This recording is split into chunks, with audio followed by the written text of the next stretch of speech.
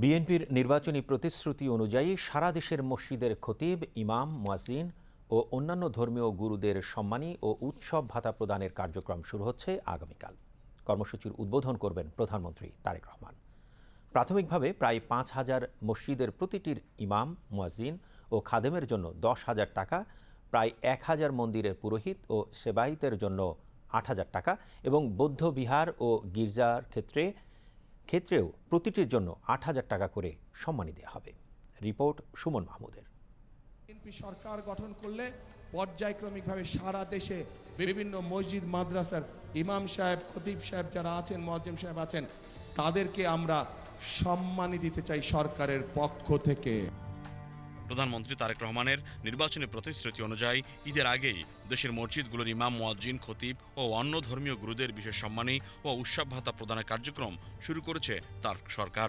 Pilot প্রকল্প হিসেবে প্রতিটি ইউনিয়ন ও পৌরসভা থেকে একটি করে মোট ৬,৪৫৮টি মসজিদ সহ অন্য উপাসনালয়গুলোকে প্রতি মাসে সরকারি অর্থ বরাদ্দ দেওয়া হবে। প্রতিটি মসজিদের জন্য ১০,০০০ টাকা নির্ধারণ করা হয়েছে, যা থেকে ইমাম ৫,০০০ টাকা, মুয়াজ্জিন ৩,০০০ টাকা এবং খাদেম পাবে ২,০০০ টাকা। আর মন্দির, বৌদ্ধবিহার, খ্রিস্টান চার্চ, গির্জার জন্য নির্ধারণ করা হয়েছে ৮,০০০ টাকা। এছাড়াও প্রতি বছর ধর্মীয় উৎসবের জন্য ২,০০০ টাকা করে উৎসব ভাতা দেওয়া হবে। আগামী ১৪ মার্চ এই মহতী কার্যক্রমের উদ্বোধন করবেন প্রধানমন্ত্রী তারেক রহমান।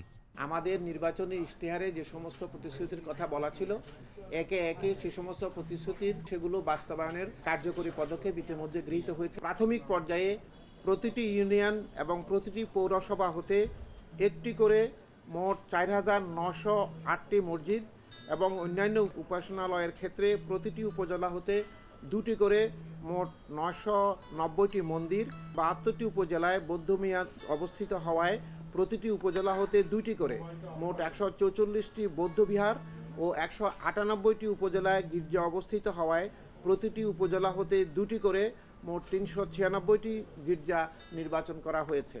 সরকারের এই উদ্যোগ বাস্তবায়ন করতে চলতি অর্থ বছরের প্রায় ২৮ কোটি টাকা ব্যয় হবে।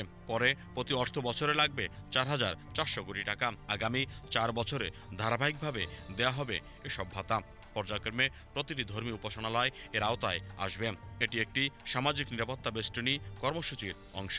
দেশনেত্রী বেগম খালেদা জিয়া যেভাবে আমাদের মসজিদ ভিত্তিক গণশিক্ষা করেছেন, সেই হিসাবে আমাদের যে বাংলাদেশে বিশেষ করে জামে মসজিদ যেগুলো আছে, সেই মসজিদের ইমাম, মুয়াজ্জিনদেরকে একটি সম্মানী দেওয়া দরকার। সেই হিসাবে আমরা আমাদের বক্তব্যের মধ্য দিয়ে তুলে ধরেছিলাম এবং রাষ্ট্রীয় দায়িত্বে আসার পূর্বেই আমাদের তখনকার ভারপ্রাপ্ত চেয়ারম্যান জনাব তারেক রহমান সাহেব রাজশাহীতে আমি একটি বক্তব্য দিয়ে তার কাছে আমি পাঠিয়েছিলাম। সেখানে তিনি এটাকে অত্যন্ত গুরুত্ব সহকারে দেখেছেন এবং আপনারা দেখেছেন যে তিনি আমাদের নির্বাচনী যে ইশতেহার করেছিলেন তার মধ্যেও গুরুত্বপূর্ণ জায়গায় যে ধর্মীয় বিশেষ করে মসজিদের ইমাম এবং মন্দিরের পুরোহিত যারা আছেন তাদের জন্য একটি রাষ্ট্রীয় সম্মাননা দেওয়া হবে।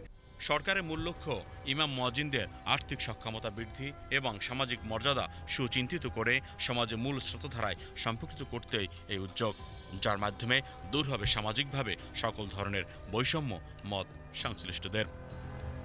Suman Mahmud, BTV news, Dhaka.